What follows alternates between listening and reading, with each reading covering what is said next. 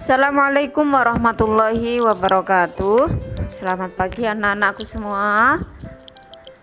Bagaimana kabarnya? Semoga kita selalu semua diberi kesehatan. Amin. Untuk memulai pembelajaran hari ini, marilah kita membaca basmalah bersama-sama supaya kita dipermudah dalam menerima ilmu dan ilmu yang kita terima bisa bermanfaat bagi kita semua. Bismillahirrohmanirrohim. Anak-anakku sekalian yang Bunaning banggakan dan Bunaning cintai, hari ini kita akan belajar IPA tema 5 subtema 2, materi tentang rantai makanan dan simbiosis.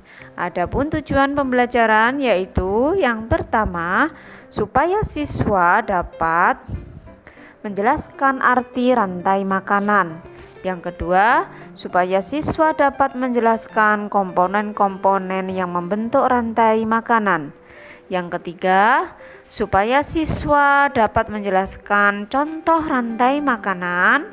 Yang keempat, supaya siswa dapat menjelaskan aliran energi dalam rantai makanan. Dan yang terakhir yaitu supaya siswa dapat menjelaskan simbiosis beserta contohnya.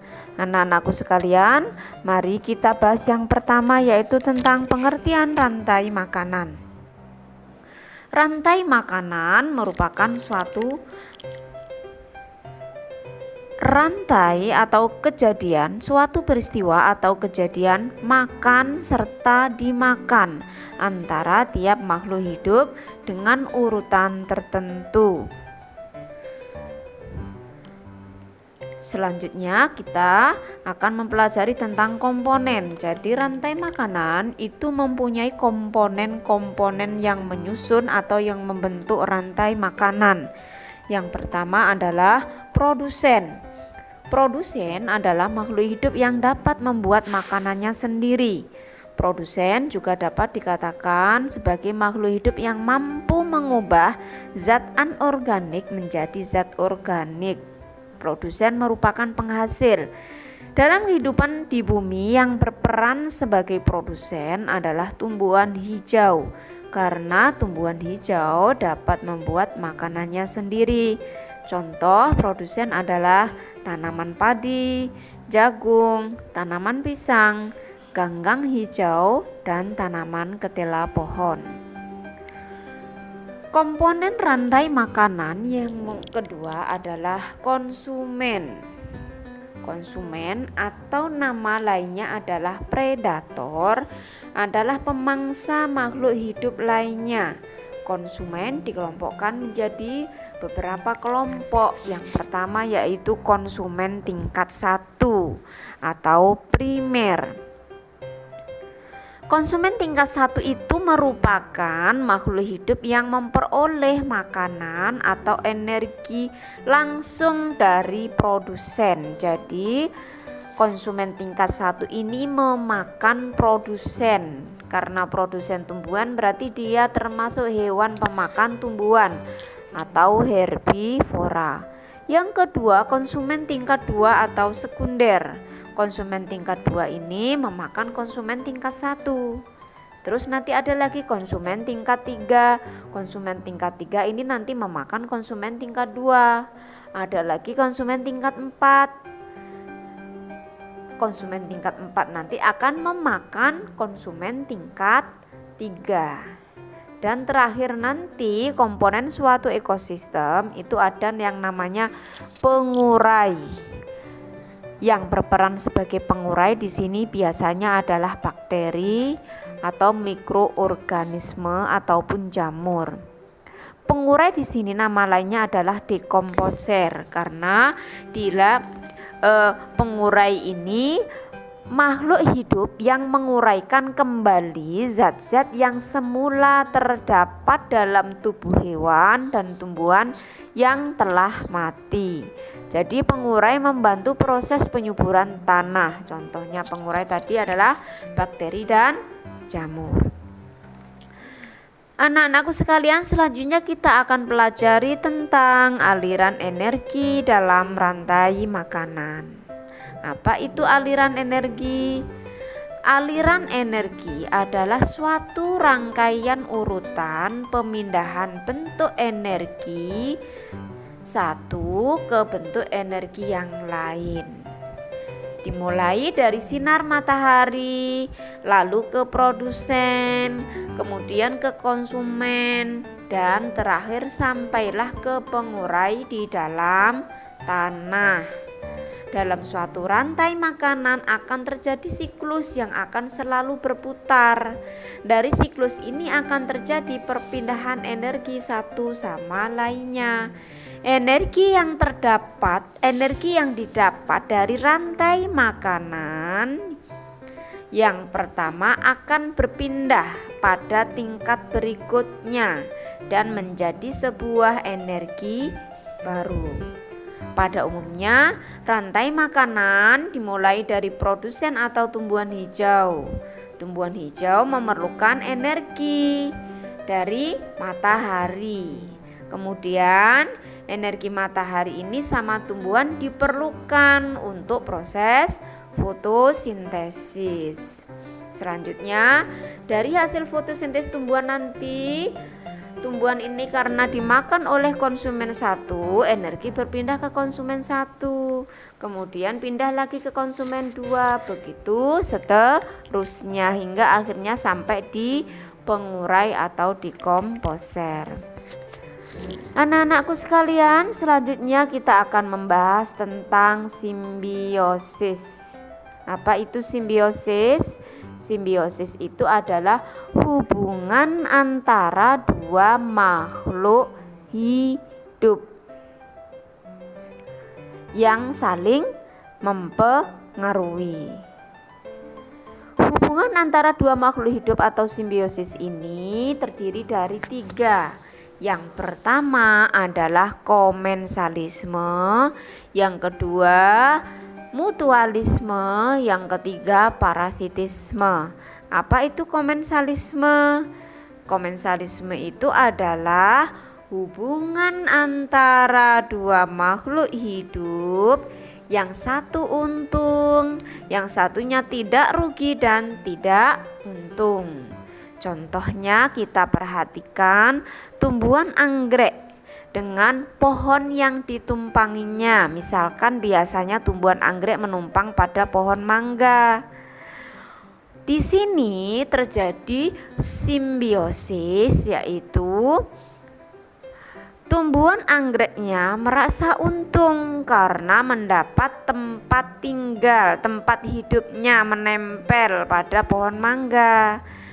Nah, kemudian pohon mangga merasa tidak dirugikan dan juga tidak untung.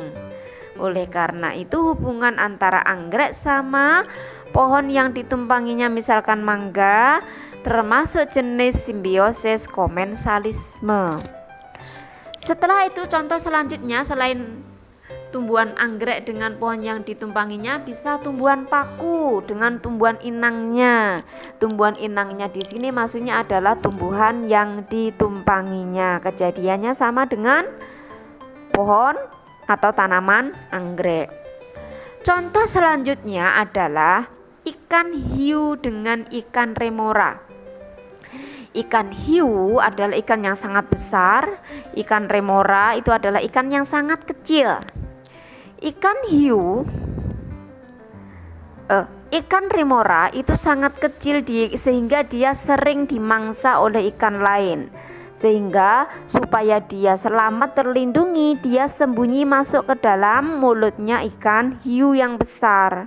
Sedangkan kalau ikan hiu tidak memangsa, dia tidak memangsa ikan remora.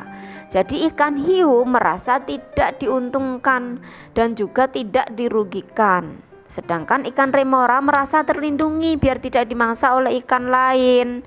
Makalah terjadi simbiosis komensalisme. Selanjutnya adalah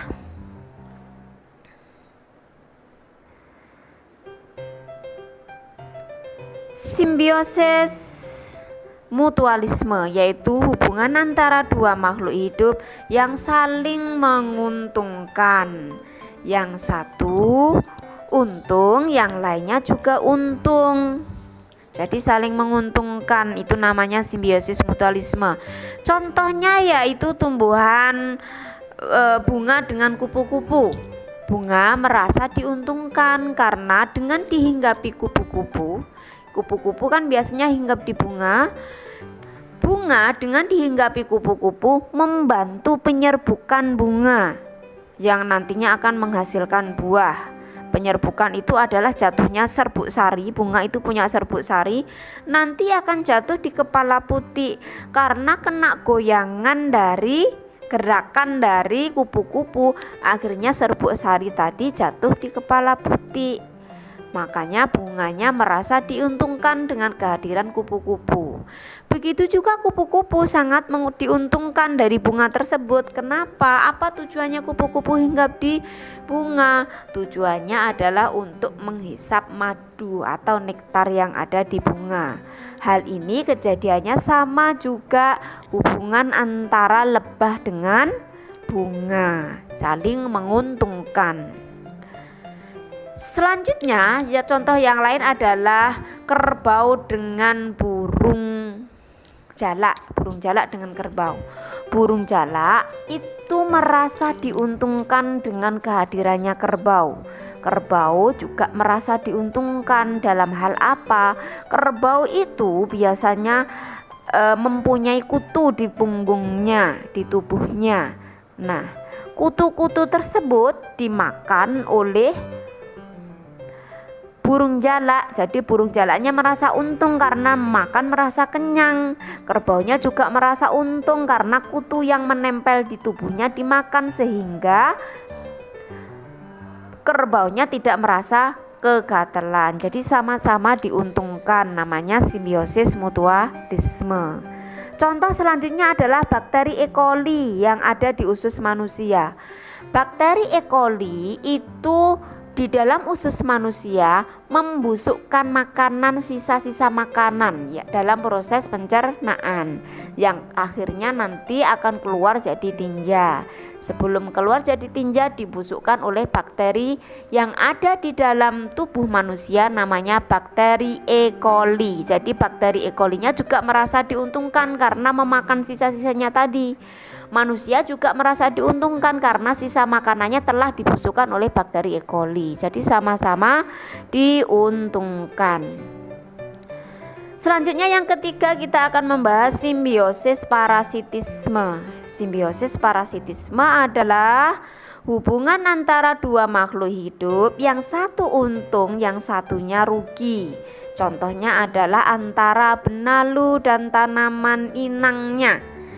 Benalu itu adalah tanaman tanaman parasit. Maksudnya tanaman inang di sini adalah tanaman yang ditumpangi. Kalian bisa lihat di gambar di situ. Benalu ini bisa berupa tumbuhan yang menempel, biasanya hidup di pohon mangga. Benalu yang hidup menempel pada pohon mangga, lama-kelamaan benalunya akan tumbuh subur karena memakan sari-sari makanan pada tumbuhan yang ditumpanginya atau inangnya.